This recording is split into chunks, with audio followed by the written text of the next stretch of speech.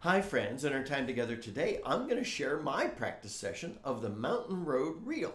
Just really because I think it's important for us to talk through some of the things that I feel like you need to be concerned about as you learn a tune.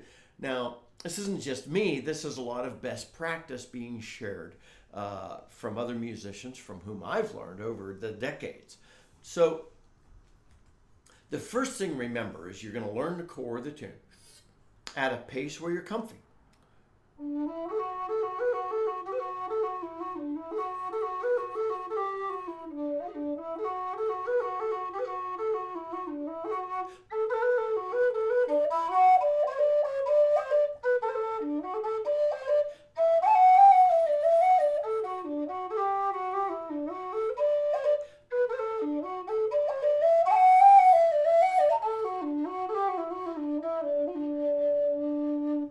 All right, you see, I'm not 100% there, am I?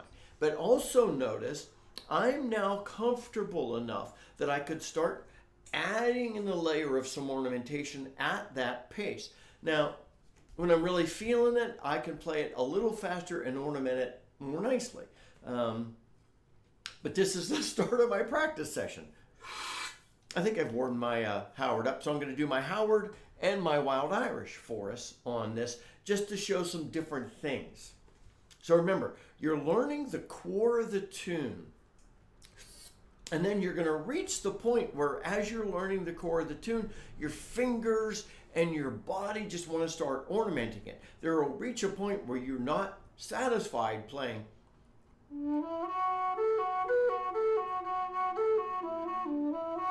Your body's thinking, come on, Scott! And so you're going to start throwing ornaments in.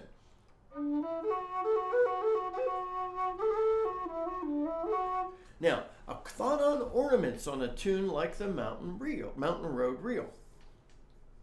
As you're playing this tune, think through, notice that there are a lot of long note pauses. And this is coming out of some comments on, I've watched quite a few people playing this reel, both on the whistle and in a session and in like a small group. And I've noticed some, a lot of beginner folks and will have the tendency to do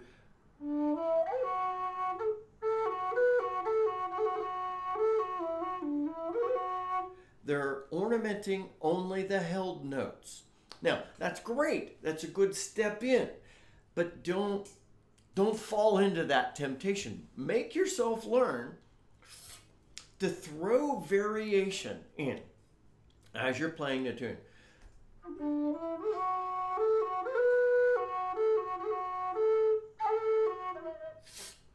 Sorry.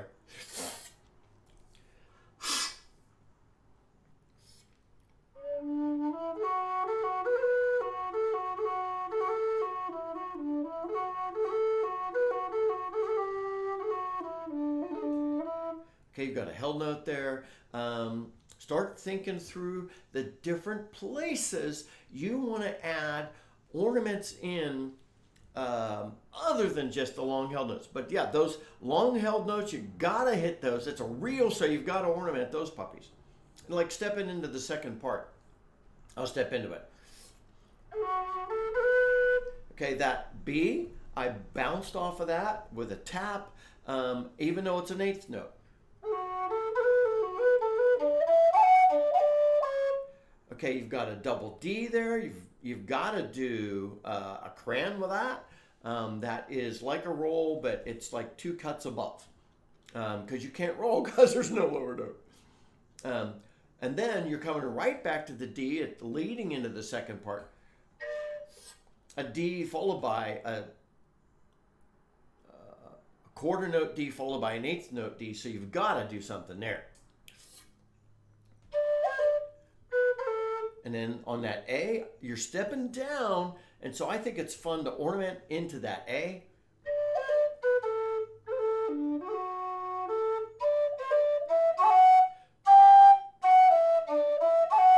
Okay, think and practice. What can I do to ornament this? And as you're practicing it, listen and think, what if I ornament on the step ups? Or what if I ornament on the step downs? What if I did the first part ornamenting on the step ups and the second part ornamenting on the step downs in addition to the held notes? And when just think about that, play with it. Remember, ornamentation is not somebody else's ornamenting, it's your ornamenting. So also, when you're ornamenting the held notes, don't ornament them all the same. You've got to mix it up. So you might get, so you might just do a cut there. Okay, you did a cut there. Don't do a cut on all the others. Mix it up. Throw a cut in now and then. Put a little, a roll in on some, especially on that, you get to that dotted quarter note.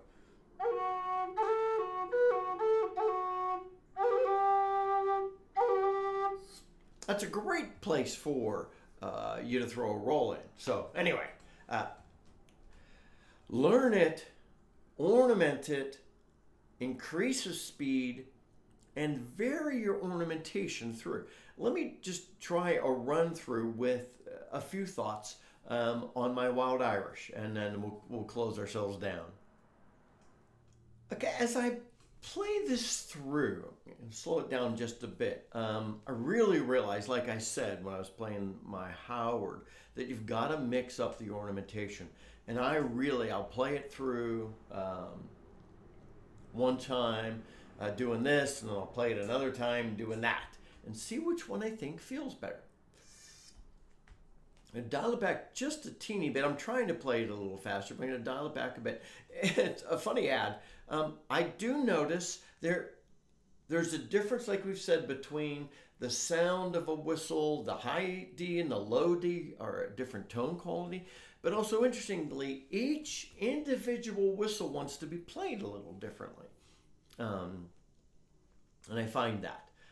So anyway.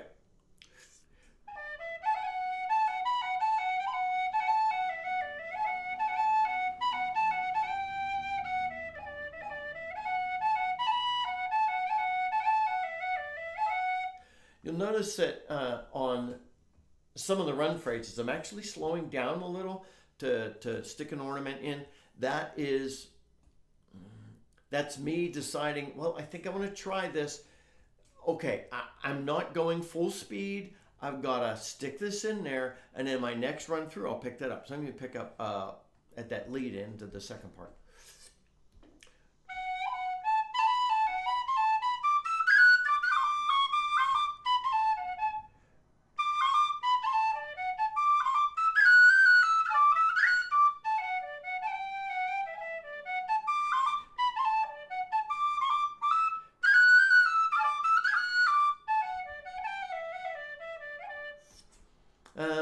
I'm experimenting with the ornaments, and so probably throwing more in than I'd really want to. Let me run into that second part one more time.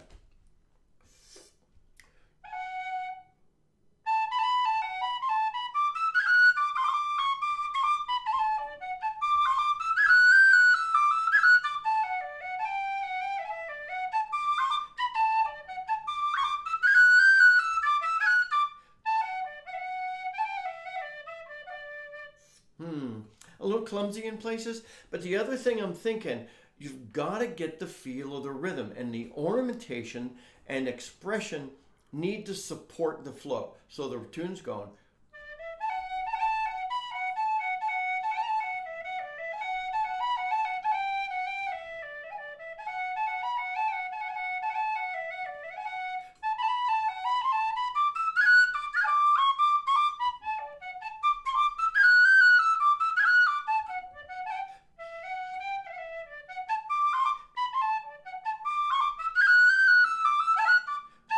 Okay, get that.